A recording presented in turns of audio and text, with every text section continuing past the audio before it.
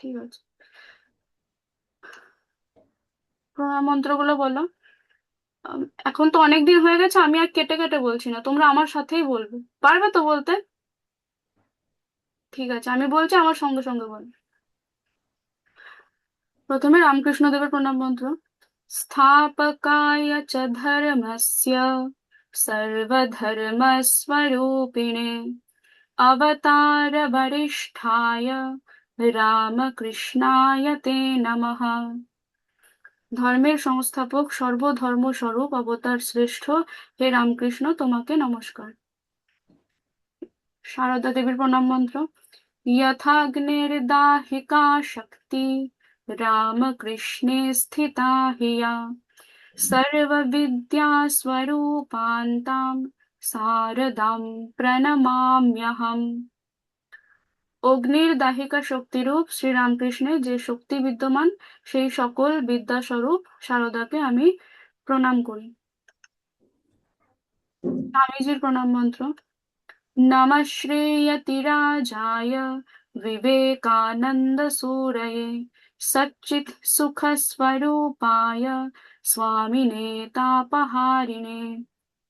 শ্রীমান সন্ন্যাসীরাজ সচ্চিদানন্দ স্বরূপ ত্রিতাপহারী সর্বজ্ঞ স্বামী বিবেকানন্দকে নমস্কার।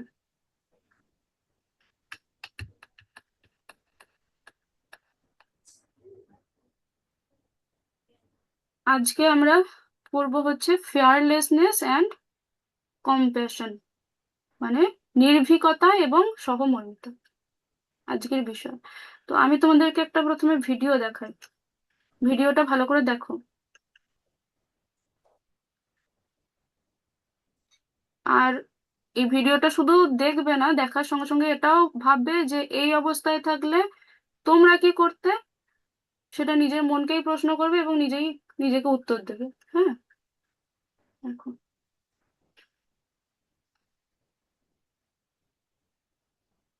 শুনতে পাচ্ছ কিনা একটু হাত তুলে আমাকে জানিও। One day, while Narendra and his friends were trying to set up a very heavy trapeze, a crowd gathered to watch. Ah, দেখতে this one is too heavy. দেখতে Amongst পাচ্ছ তো? them was an English sailor whom Narendra. তোমরা দেখতে পাচ্ছ ভিডিওটা? আচ্ছা, শুনতেও পাচ্ছিল তো? আচ্ছা, ঠিক আছে।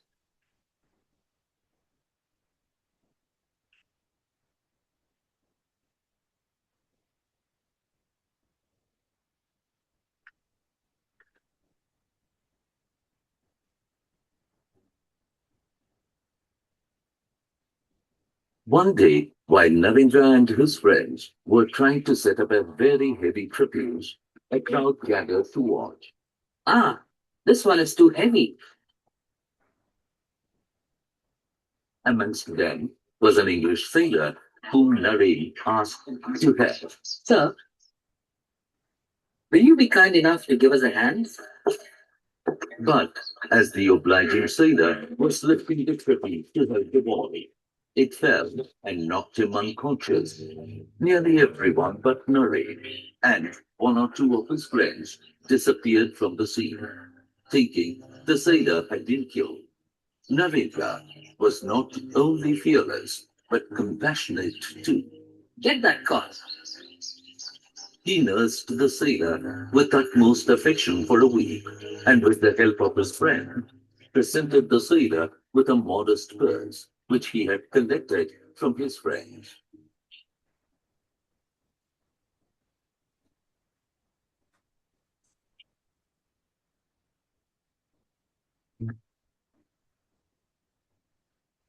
দেখলে ভিডিওটা?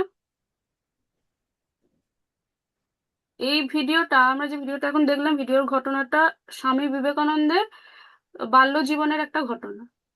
হ্যাঁ, বাস্তব ঘটনা এটা।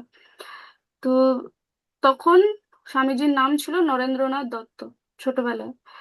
তো সেই ছোট থেকেই কিন্তু তিনি ভীষণ সাহসী, সমস্ত মানে উপস্থিত বুদ্ধি সম্পন্ন ছিলেন এবং অসাধারণ হৃদয়ের ছিলেন। ঠিক আছে, তো একদিন পাড়ার খেলার মাঠে নরেন্দ্রনাথ এবং তার বন্ধুরা মিলে, মানে গল্পটা হচ্ছে এরকম যে একটা দোলনা বসানোর চেষ্টা করছিলেন। এবার দোলনা বসানোর যে একটা ভারী কাঠ তোলার চেষ্টা করছে, কিন্তু ওই কাঠটা এত ভারী ছিল যে অনেক চেষ্টা করেও বন্ধুরা মিলে একসাথে তুলতে পারছে না। এবার সেই সময় অনেক লোকজন ছিলেন, কিন্তু সে একটা নাবিককে দেখতে, ইংরেজ নাবিককে স্বামীজি দেখতে পেলেন এবং তার কাছে সাহায্য চাইলেন যে একটু হেল্প করার জন্য, কাঠটা তুলে দেওয়ার জন্য। তো ইংরেজ নাবিক ওই ছোট ছেলেদের চেষ্টা দেখে তাদেরকে সাহায্য করার জন্য এগিয়ে এলেন। কিন্তু হঠাৎ একটা দুর্ঘটনা ঘটে। ওই কাঠটা হাত ফসকে নাবিকের মাথার উপর পড়ে যায়। হ্যাঁ, তিনি মাটিতে লুটিয়ে অজ্ঞান হয়ে পড়েন, তার মাথা থেকে রক্ত বেরোতে থাকে, মাথা ফেটে যায়। তো এই দৃশ্য দেখে সেখানে উপস্থিত যে লোকজন ছিলেন তারা সবাই ভয়ে পালিয়ে গেলেন। হ্যাঁ, অনেক বড় মানুষও ছিলেন, তারাও পালিয়ে গেল। তো কিন্তু নরেন্দ্রনাথ এবং তার দুটো বন্ধু পালালেন না সেখান থেকে। হ্যাঁ, তিনি বুঝতে পারলেন যে এই মুহূর্তে ভয় পাওয়ার সময় নয়, একজন আহত আহত হয়েছে, সেই মানুষটার পাশে দাঁড়ানো আমার উচিত। তো তিনি তারপর ওই নাবিকের মাথায় ব্যান্ডেজ বেঁধে দিলেন এবং ওই চোখে মুখে জল টল ছিটিয়ে তার জ্ঞান ফিরিয়ে আনলেন। তারপর বন্ধুদের সাহায্যে, দুজন বন্ধু ছিল, সেই দুজন বন্ধুর সাহায্য নিয়ে মেট্রোপলিটন স্কুলে ওই নাবিককে নিয়ে গেলেন এবং সেখানে মানে নিজেরাই বন্ধুদের মধ্যে থেকে টাকা সংগ্রহ করে ওই নাবিকের চিকিৎসার ব্যবস্থা করলো। বুঝলে? তো এই নরেন্দ্রনাথের এই সাহস, উপস্থিত বুদ্ধি এবং আন্তরিক সেবার ফলে কয়েকদিনের মধ্যেই নাবিক সুস্থ হয়ে উঠলেন। তো এই যে ছোট ঘটনাটা আমাদের কিন্তু একটা অসাধারণ শিক্ষা দিচ্ছে। হ্যাঁ, কি শিক্ষা দিচ্ছে? যে ফিয়ারলেসনেস, নির্ভীকতা মানে কিন্তু ওই আমি তোকে দেখে নেবো, আমার খুব সাহস, সাহস দেখিয়ে বললাম যে মারপিট করছি দুজনের মধ্যে, আমি তোকে দেখে নেবো, সাহস দেখিয়ে এগিয়ে গেলাম, এটা নয়। হ্যাঁ, নির্ভীকতা মানে হচ্ছে কি, বেপরোয়া হয় না। নির্ভীকতা মানে বিপদের সময় মাথা ঠান্ডা রেখে সঠিক সিদ্ধান্ত নেওয়া, অপরকে সাহসে মানে বিপদের সময় অপরকে সাহস দেখিয়ে সাহায্য করতে যাওয়া, এটাই হচ্ছে নির্ভীকতা। হ্যাঁ, আর তার আরেকটা কম্প্যাশন, সহমর্মিতা। এটা কি, কেউ দুঃখে আছে, তার দুঃখের কথা শুনে তার কষ্ট দেখে শুধু আমি দুঃখ পেলাম, এটাই কিন্তু সহমর্মিতা হলো না। তার সেই দুঃখটা নিজের সাধ্য অনুযায়ী দূর করার চেষ্টা করতে হবে। হ্যাঁ, দূর করার মানে এগিয়ে যেতে হবে তাকে সাহায্য করার জন্য। এইটাই হচ্ছে নরেন্দ্রনাথের মধ্যে, এই দুটো গুণই কিন্তু খুব অপূর্বভাবে ছিল, ফেয়ারলেসনেস এবং কম্প্যাশন। হ্যাঁ, নির্ভীকতা এবং সহমর্মিতা খুব ভালোভাবে ছিল। তো তাই কিন্তু তিনি একজন আদর্শ মানবপ্রেমী হয়ে উঠতে পেরেছিলেন। এবার দেখো স্বামীজি এখানে The কি moment বলছেন। you fear, you're nobody. It is fear that is the great cause of misery in the world. It is fear that is the greatest of all superstitions. এর অর্থ কি, যে যে মুহূর্তে তুমি ভয় পাও, স্বামীজি বলছেন যে মুহূর্তে তুমি ভয় পাও সেই মুহূর্তেই তুমি নিজের শক্তি হারিয়ে ফেলো। Hmm, it is fear that is the great cause. হ্যাঁ, কিছু বলছো, কিছু বলছো তোমরা? আচ্ছা, তো এইখানে কি বলছে যে এই পৃথিবীতে মানুষের সমস্ত দুঃখ কষ্টের প্রধান কারণ কি? ভয়। হ্যাঁ, সমস্ত কুসংস্কারের মধ্যেও ভয় হলো সবচেয়ে বড় কুসংস্কার, স্বামীজি বলছেন। এরপর কি বলছেন? It is fear that is the cause of our woe, and it is fearlessness that brings heaven even in a moment. বলছেন আমাদের সমস্ত দুঃখ দুর্দশার মূল কারণ হলো ভয়। হ্যাঁ, আর নির্ভীকতা, নির্ভীকতাই হলো এক মুহূর্তের মধ্যেও স্বর্গীয় শান্তি এবং আনন্দ এনে দেওয়ার একটা process. Hmm. Let me tell you again that you must be pure and help anyone who comes to you as much as lies in your power. And this is good karma. By the যে আমি, স্বামীজি বলছেন আমি তোমাকে আবার বলছি যে তোমাকে পবিত্র হতে হবে এবং তোমার কাছে এই যেই সাহায্যের জন্য আসুক তোমার সাধ্য অনুযায়ী তাকে সাহায্য করতে হবে। দিস ইজ গুড কর্মা, এটাই হচ্ছে উত্তম কর্ম, সৎ কর্ম। power of this, the heart becomes pure, Chitta Shuddhi. And then Shiva, who is residing in everyone, will become manifest. বলছেন যে এই সৎকর্মের শক্তির দ্বারা হৃদয় পবিত্র হয়ে ওঠে, অর্থাৎ কি চিত্ত শুদ্ধি হয়। হুম। তারপর প্রত্যেক মানুষের মধ্যে যিনি বিরাজ করেন সেই শিব পরমাত্মা প্রকাশিত হন। ঠিক আছে। অর্থাৎ স্বামী বিবেকানন্দ এখানে বলতে চাইছেন যে ভয় মানুষকে দুর্বল করে, আর সাহস এবং নির্ভীকতা মানুষকে মহৎ করে তোলে। নিঃস্বার্থভাবে মানুষের সেবা করলে মন পবিত্র হয়, নিজেদের ভালো লাগে, হ্যাঁ, এবং সেই পবিত্র হৃদয়ে ঈশ্বরের উপলব্ধি ঘটে। ঠিক আছে। মানুষের সেবাই হচ্ছে কি ঈশ্বরের সেবা, এটাই স্বামীজি বলতে চাইছেন।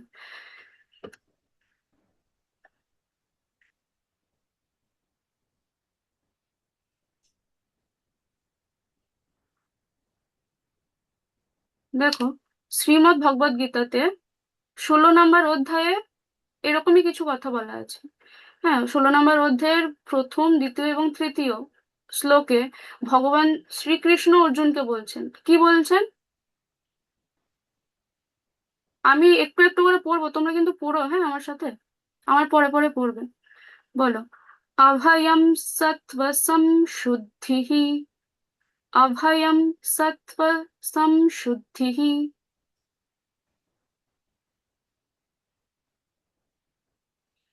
জ্ঞান যোগ ব্যবস্থিতিঃ,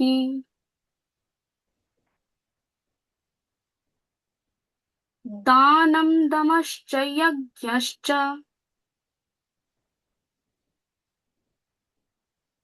स्वाध्यायस्तप आर्जवम्, अहिंसा सत्यमः क्रोधः,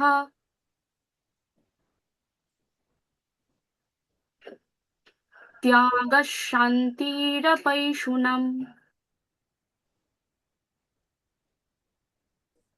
दया भूतेष्वलुप्त दया भूतेष्वलोलुप्तम्, मार्दवम् हृदिचापलम्, तेजक्षमधृतिश्चैव शौचम्, तेजः क्षमा धृतिः शौचम्,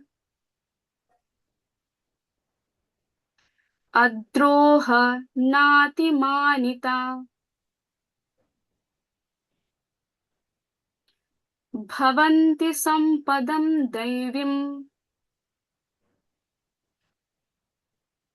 अभिजातस्य भारत। কি বলছে? अभयं सत्त्वशं शुद्धिर्ज्ञानयोगो व्यवस्थितिः, दानं दमश्च यज्ञश्च स्वाध्यायस्तप आर्जवम्, अहिंसा सत्यमः क्रोधः त्यागः शान्तिरपैशुनम्, दया भूतेष्वलो लुप्तम् मार्दवम् हृरचापलम्, तेजक्षमधृतिश्चौचम् अद्रोहनातिमानिता, भवन्ति सम्पदं दैवीम् अभिजातस्य भारत। অর্থ কি? হে ভারত, ভারত বলে সম্বোধন করছেন অর্জুনকে। হ্যাঁ, ভরত বংশের আহ, সন্তান ছিলেন বলে অর্জুনকে ভারত বলা হয়। বলছেন যে হে অর্জুন, হে ভারত, ভয় শূন্যতা, সত্তার পবিত্রতা, পারমার্থিক জ্ঞানের অনুশীলন, দান, আত্মসংযম, যজ্ঞ অনুষ্ঠান, বৈদিক শাস্ত্র অধ্যয়ন, তপশ্চর্যা, সরলতা, অহিংসা, সত্যবাদিতা, ক্রোধ শূন্যতা, বৈরাগ্য, শান্তি, অন্যের দোষ দর্শন না করা, সমস্ত জীবে দয়া, লোভহীনতা, মৃদুতা, লজ্জা, অচপলতা, তেজ, ক্ষমা, ধৈর্য, শৌচ, শৌচ মানে হচ্ছে পবিত্রতা, হুম? মাৎসর্য শূন্যতা, অর্থাৎ মাৎসর্য মানে হচ্ছে হিংসা বা ঈর্ষা, যে মাৎসর্য শূন্যতা, হিংসা বা ঈর্ষাহীনতা, অভিমান শূন্যতা, এই সমস্ত গুণগুলো দিব্য ভাব সমন্বিত ব্যক্তিদের মধ্যে দেখা যায়। এটা হচ্ছে এই শ্লোকের অর্থ। দেখো, এই পৃথিবীতে এমন কিছু মানুষ আছেন যাদের মন খুব সুন্দর, তাদের চরিত্র খুব মহান। হুম। তাদের জীবনে অনেক ভালো গুণের প্রকাশ ঘটে। হ্যাঁ, জীবনে যত বাধা বিপত্তি আসুক না কেন, তারা কখনো সাহস হারান না। তারা সবসময় ভালো চিন্তা করেন, ভালো কাজ করেন, এবং প্রতিদিন নিজেকে আরো ভালো মানুষ হিসাবে গড়ে তোলার চেষ্টা করেন। তারা জ্ঞান অর্জন করতে ভালোবাসেন, অন্যের উপকার করে খুব আনন্দ পান, এবং নিজের যে খারাপ অভ্যাসগুলো আছে সেই অভ্যাসগুলোকে নিয়ন্ত্রণ করার চেষ্টা করেন। তারা কখনো মিথ্যা কথা বলেন না, কাউকে কষ্ট দেন না। মানুষকে তো খুব ভালোবাসেনি, তার সঙ্গে সঙ্গে সমস্ত জীবের প্রতি ভালোবাসা রাখেন, সমস্ত জীবের প্রতি দয়া থাকে। হ্যাঁ, তো তারা অন্যের ভুল দেখে উম, তাদেরকে নিয়ে হাসাহাসি করে না, তাদের দোষ খুঁজে বেড়ায় না। হ্যাঁ, তাদের মনে লোভ, রাগ, অহংকার এগুলো কোনো স্থান পায় না। ঠিক আছে, তাদের কথা খুব ভদ্র হয়, খুব নম্র হয়, শান্ত স্বভাবের হয়। তারা ধৈর্য ধরে কাজ করে, নিজের ভুল বুঝতে পারেন, এবং অন্যকে ক্ষমা করতে পারেন, জানেন। এই যে সুন্দর গুণগুলো, এই সুন্দর গুণগুলোই প্রকৃত অর্থে মহৎ মানুষ করে তোলে। ঠিক আছে। তো এখন আমি তোমাদের কাছে একটা প্রশ্ন রাখতে চাই, যে তোমরা প্রত্যেকে কি এরকম মানুষ হতে চাও, যে তোমাদেরকে সবাই ভালোবাসবে, সম্মান করবে, বিশ্বাস করবে? এরকম মানুষ হতে চাও, নাকি কারোর ভালোবাসার প্রয়োজন নেই, কারোর কাছ থেকে সম্মানের প্রয়োজন নেই? কোনটা হতে চাও? ভালোবাসা চাও তো? সবাই তোমাদের বিশ্বাস করবে এরকম মানুষ হতে চাও তো? তাহলে কি করতে হবে? যদি এরকমই মানুষ হতে চাও, তাহলে আজ থেকেই কি করতে হবে, ছোট ছোট ভালো অভ্যাস গড়ে তুলতে হবে। সব সময় সত্য কথা বলবো, শিক্ষক শিক্ষিকাদের, বাবা মায়ের কথা শুনে চলবো। হ্যাঁ, বড়দেরকে সম্মান করব। বন্ধুরা, বন্ধুদের প্রতি হিংসা না করে সাহায্য করব। কারোর সঙ্গে খারাপ ব্যবহার করব না, প্রতিদিন একটা করে ভালো কাজ করার চেষ্টা করব। ঠিক আছে। আর কি করতে হবে, নিজের রাগ, অহংকার, অলসতা, তারপর যে খারাপ অভ্যাসগুলো তোমাদের আছে, সেগুলো নিজেরাই তোমরা জানো তোমাদের খারাপ অভ্যাস কি আছে, সেইগুলোকে ধীরে ধীরে দূরে সরিয়ে ফেলার চেষ্টা করতে হবে। একটা কথা মনে রাখবে, যে যে নিজে মনকে জয় করতে পারে সেই কিন্তু প্রকৃত জয়ী। তোমরাই চাইলে সবকিছু করতে পারবে। হ্যাঁ, আরেকটা মনে রাখবে, যে শুধু বড় চাকরি করা বা অনেক অর্থ উপার্জন করলেই কিন্তু জীবনে সাফল্য আসে না। হ্যাঁ, প্রকৃত সাফল্য আসে, প্রকৃত সফল মানুষ হচ্ছে যে ভালো, সৎ, দয়ালু, সাহসী, চরিত্রবান মানুষ হয়ে উঠবে। বুঝলে? সমাজে শিক্ষিত মানুষের অভাব নেই, কিন্তু সত্যিকারের ভালো মানুষের কিন্তু খুব অভাব আছে এখনো পর্যন্ত, অনেক অভাব। তাই তোমরাও সেই পরিবর্তনের সূচনা করবে। ঠিক আছে। আজ থেকেই নিজেদেরকে প্রতিজ্ঞা করবে যে সত্যের পথে চলবো, অন্যকে সম্মান করব, উপকার করব লোকের, মানে নিজের চরিত্রকে সুন্দর করে গড়ে তুলবো। ঠিক আছে। আর এমন একজন মানুষ হব যাকে দেখে যেন যেন আমাকে দেখে সবাই বলে যে ওর মতো হতে হবে। হ্যাঁ, অন্যের বাবা মাও যেন বলে, দেখ ওর মতো হতে হবে, ওর মতো করে মানুষ হতে হবে। এটা যেন বলে তোমাকে দেখে, সেই রকম ভাবে তৈরি হতে হবে। হ্যাঁ, ভালো চরিত্রই কিন্তু আমাদের সবচেয়ে বড় পরিচয়, আমাদের সফল আহ, জ্ঞান আমাদের সফল করবে, কিন্তু একটা সুন্দর চরিত্র কি করবে, আমাদের মহান করে তুলবে। ঠিক আছে। এখন তোমরা নিশ্চয়ই বুঝতে পারছো, শ্রীমদ্ ভগবদ গীতাতে আহ 16 অধ্যায়ে, মানে 16 নম্বর অধ্যায়ে ভগবান শ্রীকৃষ্ণ একজন আদর্শ মানুষের কি কি গুণ থাকা উচিত সেইগুলো সুন্দরভাবে বলে দিয়েছেন। হুম। দেখো, আরেকটা আহ গীতার আরেকটা শ্লোক আছে, এটাতেও ভগবান শ্রীকৃষ্ণ এরকমই আরো কিছু শিক্ষা দিচ্ছেন, যেখানে আহ, অর্জুনকেই বলছেন ভগবান শ্রীকৃষ্ণ। 12 নম্বর অধ্যায়ের 13 এবং 14 নম্বর শ্লোকে বলছেন, এখানে কি বলছেন? অদ্বেষ্ট সর্বভূতানাং মৈত্রः করুণ এব চ নির্মমো নিরহংকারः সমদুঃখ সুখः ক্ষমী সন্তুষ্টः সততম যোগী यतात्मा दृढ़ निश्चयः। मयि अर्पित मनो बुद्धिः यो मद्भक्तः स मे प्रियः। কি বলছেন? যিনি সমস্ত জীবের প্রতি দেশ শূন্য, বন্ধু ভাবাপন্ন, কৃপালু, মমত্ব বুদ্ধি সম্পন্ন, নিরহংকার, সুখ এবং দুঃখে সমভাবাপন্ন, ক্ষমাশীল, সর্বদা সন্তুষ্ট, সর্বদা ভক্তিযোগে যুক্ত, সংযত স্বভাব, দৃঢ় সংকল্পযুক্ত এবং যার মন ও বুদ্ধি সর্বদা আমাতে অর্পিত, আমি তিনি আমার প্রিয় ভক্ত।